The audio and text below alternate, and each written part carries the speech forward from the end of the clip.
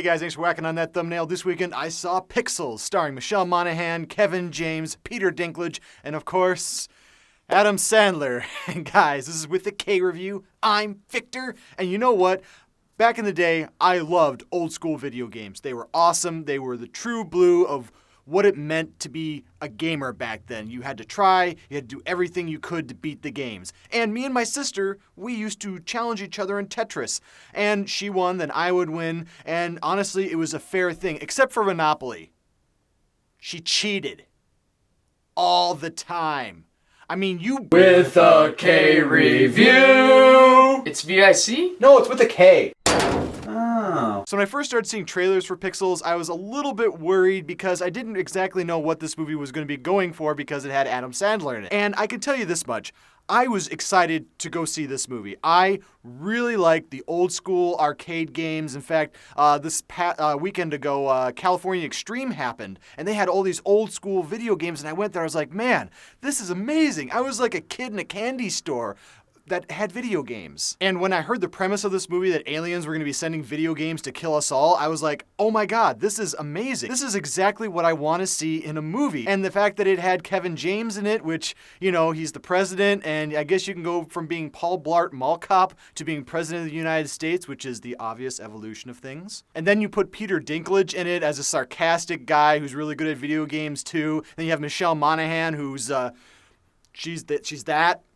Yes. All these things are really amazing, and the fact that you have Chris Columbus that's directing this movie. He gave us the first 2 Harry Potter movies. He also gave us Adventures in Babysitting and the first 2 Home Alone movies. This guy knows how to make a movie fun and interesting and kind of tentpole it to kids and adults at the same time.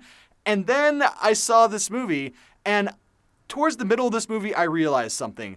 I realized a couple things. 1, it's a good thing I haven't seen an Adam Sandler movie since 2007. 2 is pretty much the same as number 1. And 3, I just wanted to believe that this movie was going to be good. And every review that I saw about this movie was negative and negative. And then I saw it and I was like, okay, I can see something now. This movie is written below what it could have been, but it's still okay, sort of okay decent. Let me explain. There are so many things that are wrong with this movie. The fact that Adam Sandler in this movie, there's a bunch of scenes where he does this comedic thing and you kind of see what he used to do back in the 90s with like Happy Gilmore and stuff like that. You start to see him being more like that in his sarcasm. He really gets into his role, but honestly, that only happens about 22.5% of the time. And I can't say the rest for the rest of the cast because all the rest of the guys in this movie who are basically playing characters that, you know, won back in 1982 and all these video games, all those characters, they did a really good job in this movie. Even though a lot of them were like uneven, like Kevin James does his same kind of farty fat jokes, and even Josh Gad in this movie, who I actually like Josh Gad as an actor. I think he has a lot more to offer than, you know, just kind of screaming all the time at the top of his lungs to be funny. But for him and the rest of the characters, they all seem to have a lot of fun doing this movie, and everybody in this movie seemed to realize, even Adam Sandler at points, on how stupid some of the dialogue was, because the one-liners from Sandler, very rarely did they hit, but I laughed at a lot of them. Maybe it's because I have a 13-year-old living down deep inside of me. I realized that this movie could have been more. It could have been written better. I think the direction by Christopher Columbus, I think he did what he could with what he had. I liked all the graphics that they used. I liked the fact that things would pixelate or the way they would kill things in the movie. I thought that was fun, but there were just so many times characters like Q*bert that weren't recognized until like the last 20 minutes of the movie and tried to bring in that emotional impact, and it didn't have any. And there were just so many things like that were happening with this movie, so many things that were unrealized, and like this could have been a better movie if it was written better. But for Pixels, I think I'm going to give this movie about a 2K review. I'm going to give it a really strong